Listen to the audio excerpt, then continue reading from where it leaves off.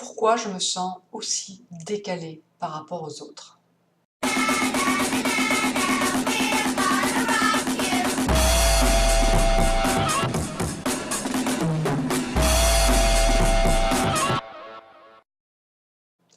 Bonjour à tous, Lara, multipotentiologue, thérapeute et cofondatrice du blog vivreavecunzèbre.com. Aujourd'hui, je vais vous parler du décalage ressenti, de ce décalage qui nous fait souffrir parce que il peut faire en sorte qu'on se sente complètement incompris par les autres et que peu à peu, par cette incompréhension qui date souvent de bien longtemps, parce que une fois de plus, on est comme on est multipotentiel, on est zèbre, et il peut nous handicaper énormément selon notre sensibilité, selon notre tempérament. Je répète et je redis, nous sommes tous uniques et nous vivons les choses de manière très unique et très particulière, chacun selon son milieu, l'endroit où il a grandi, sa culture, son éducation, etc. etc.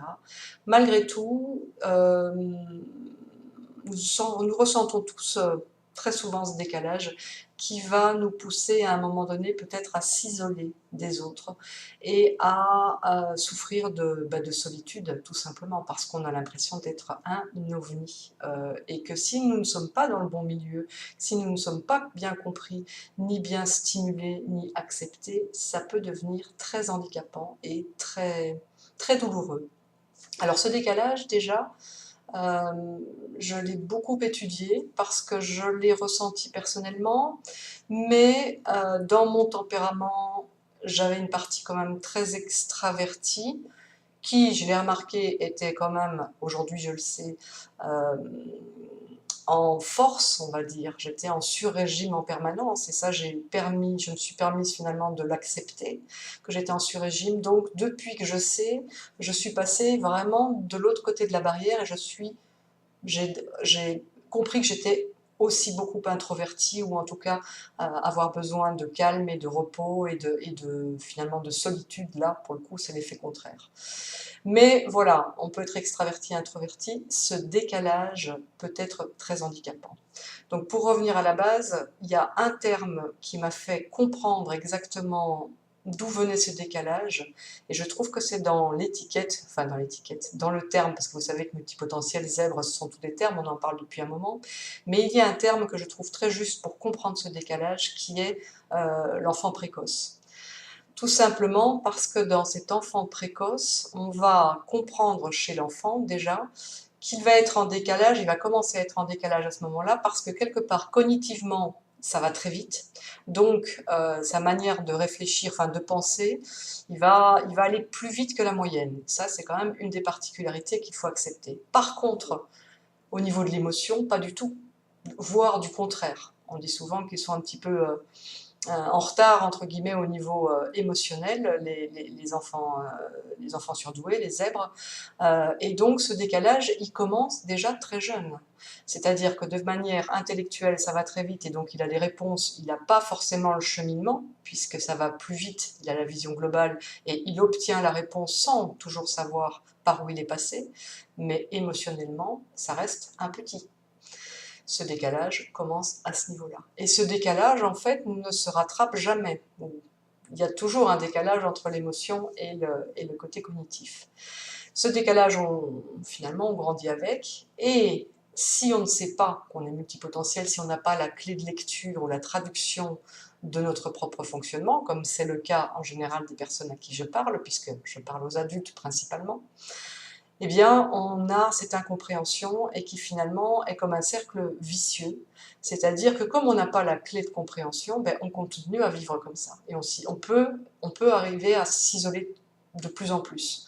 Parce que quand on est décalé et qu'on perd confiance, ce qui arrive souvent, ben, finalement, c'est la descente aux enfers. Ça peut être la descente aux enfers.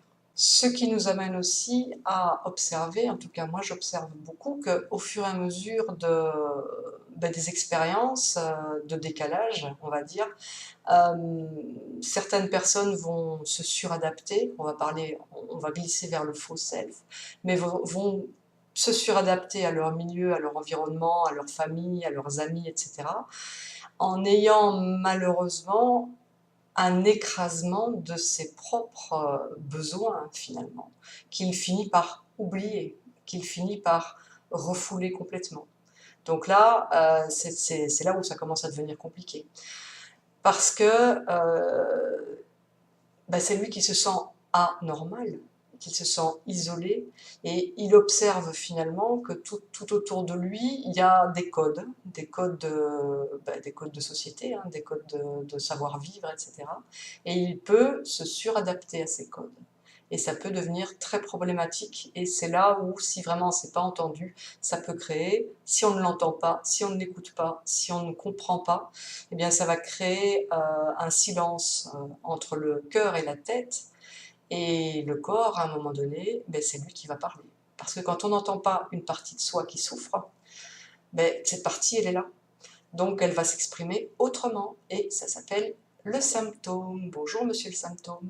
Donc je reviens à une pensée que j'ai déjà dite aussi et qui est ultra importante à mes yeux, c'est qu'il ne sert strictement à rien de soigner le symptôme. Le symptôme, il est là comme signal d'alarme, comme alerte pour prévenir, pour vous prévenir qu'il y a quelque chose à écouter en soi. Il y a quelque chose à aller entendre. Comment on entend ce symptôme? Eh bien, en faisant un travail sur soi et en apprenant à réécouter par ses ressentis et par ses émotions. Il faut les deux. Il ne faut pas confondre ressenti et émotion. Le ressenti, ça va vraiment être physique, on va pouvoir le localiser, c'est ce que moi je travaille aujourd'hui pour moi, j'ai appris à le faire, c'est-à-dire où je ressens, où ça serre, où est-ce que ça fait mal, où est-ce que tous les symptômes qu'il peuvent y avoir au niveau des ressentis. Ressentir, c'est important, et on oublie de ressentir, on a oublié aussi par suradaptation. Et par les émotions aussi, parce que l'un et l'autre sont liés, c'est pas tout à fait la même chose. L'émotion, par contre, que ça soit de la peur, que ça soit de la joie, que ça soit de la joie en général, non, ça c'est que ça va bien, mais quand c'est des émotions négatives, l'objectif n'est pas d'écraser l'émotion, c'est d'apprendre déjà à la laisser vous traverser, à aller comprendre, ressentir, porter son attention dessus, pour entendre peu à peu son message. Et l'émotion vous traverse. Ça veut dire qu'une émotion négative ne restera pas.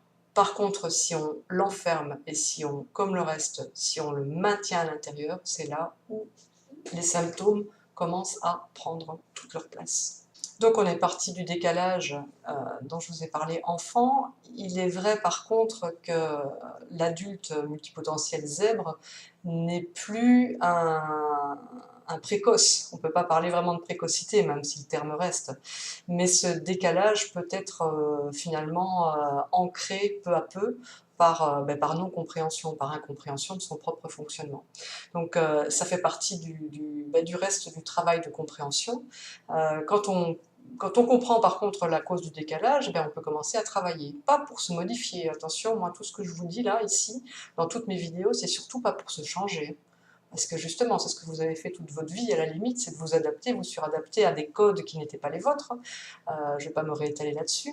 L'objectif, c'est de comprendre d'où ça vient, pour pouvoir ressentir en soi, et peu à peu, retrouver déjà, réduire le décalage que vous avez vous en vous, c'est-à-dire entre la tête et le cœur. Donc on appelle ça l'alignement, mais vraiment au fur et à mesure que vous allez accepter la manière dont vous fonctionnez et vous connaître de manière plus profonde et plus unifiée, d'accepter qui vous êtes et comment vous fonctionnez par rapport aux autres aussi, ça va vous permettre d'atteindre l'inaccessible étoile, d'atteindre le bonheur. Enfin, le bonheur, il ne s'atteint pas, hein, le bonheur, il se vit. Mais le bonheur, pour moi, la réalisation de soi, personnellement, je la traduis comme ça, chacun la sienne, c'est l'équilibre. L'équilibre, c'est-à-dire l'homéostasie intérieure. C'est-à-dire ce moment où on sait que de toute façon, il y a des jours où ça va, il y a des jours où ça ne va pas, mais on est en accord avec soi-même. À partir du moment où on est en accord avec soi-même, nos frontières internes sont beaucoup plus perméables et justes, elles sont alignées, ce qui va vous permettre d'être plus aligné vers l'extérieur. Vous serez certes toujours avec un humour décalé si vous en avez un, ou avec une manière de réfléchir qui sera probablement toujours différente de celle des autres, mais ça va vous permettre par contre de choisir votre entourage aussi, et les personnes avec qui vous allez passer un moment. Ce qui est un grand point positif, parce que naturellement, si vous êtes bien en vous-même et bien en équilibre interne par rapport à votre propre fonctionnement, les personnes qui pourraient être nocives, vous savez certainement de qui je parle, et là on pourra en reparler dans une prochaine vidéo, sur la manipulation, la fameuse manipulation et la perversion narcissique, qui est un petit peu notre cauchemar, oui. Ben finalement, naturellement, si on est complètement clair avec soi-même et en équilibre, naturellement, les manipulateurs ne s'intéressent plus du tout à nous, bizarrement. Voilà, donc c'était le petit message de fin pour vous dire qu'il y a une suite. Donc j'espère que ça vous a apporté une fois de plus des clés ou une compréhension un peu différente de ce que c'est la multipotentialité et les zébrures. N'oubliez pas de vous abonner si vous voulez être prévenu de la prochaine vidéo. N'hésitez pas à commenter ou à liker, je le dis jamais parce que j'y pense pas, mais ça fait toujours plaisir d'avoir l'impression d'être partagé quelque chose. Je vous souhaite une très belle journée en multidimension et puis je vous dis à très bientôt.